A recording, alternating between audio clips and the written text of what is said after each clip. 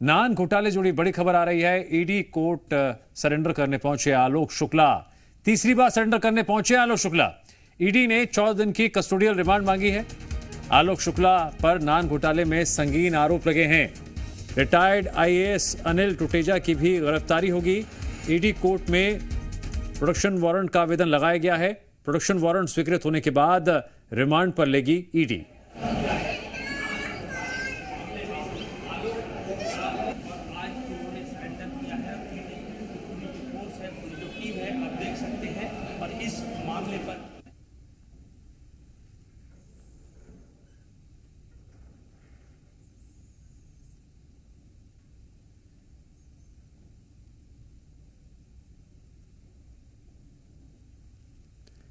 नान घोटाले जुड़ी बड़ी खबर तस्वीरों के साथ। ईडी कोर्ट सरेंडर करने पहुंचे आलोक शुक्ला।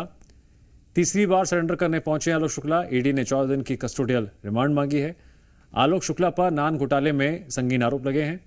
रिटायर्ड आईएएस अनिल टुटेजा की भी गिरफ्तारी होगी। ईडी कोर्ट में प्रोडक्शन वारंट का आवेदन लगाया गया है। प्रोडक्शन वारंट स्वीकृत होने के बाद ईडी रिमांड पर लेगी। आप देख रहे हैं एक्सक्लूसिव तस्वीरें। ईडी कोर्ट सरेंडर करने पहुंचे हैं आलोक शुक्ला।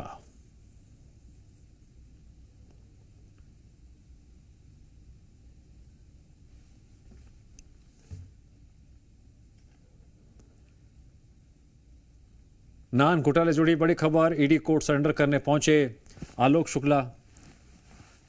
तीसरी बार सरेंडर करने पहुंचे आलोक शुक्ला। ईडी ने मांगी 14 दिन की कस्टोडियल रिमांड। आलोक शुक्ला पर नान घोटाले में लगे हैं संगीन आरोप। रिटायर्ड आईएएस अनिल टुटेजा की भी गिरफ्तारी होगी। ईडी कोर्ट में प्रोडक्शन वारंट का आवेदन लगाया गया है। प्रोडक्शन वारंट स्वीकृत होने के बाद रिमांड पर लेगी ईडी।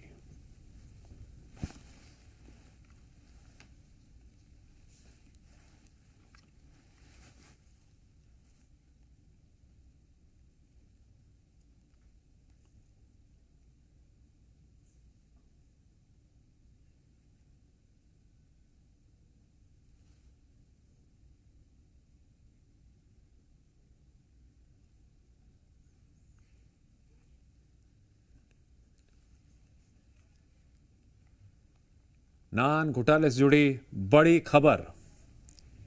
ईडी कोर्ट सरेंडर करने पहुंचे आलोक शुक्ला। तीसरी बार सरेंडर करने पहुंचे हैं आलोक शुक्ला। आज क्या होगा न्यायिक प्रक्रिया के तहत देखना बेहद अहम होगा। एक तरफ ईडी ने 14 दिन की कस्टोडियल रिमांड मांगी है। आलोक शुक्ला पर नान घोटाले में कई संगीन आरोप लगे हैं। रिटायर्ड आईएएस अनिल टुटेजा की भी गिरफ्तारी होगी। ईडी कोर्ट में प्रोडक्शन वारंट का आवेदन लगाया गया है। प्रोडक्शन वारंट स्वीकृत होने के बाद रिमांड पर लेगी ईडी।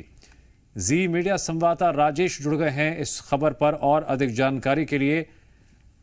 राजेश, न्यायिक प्रक्रिया के तहत क्या लेटेस्ट अपडेट है आपके पास?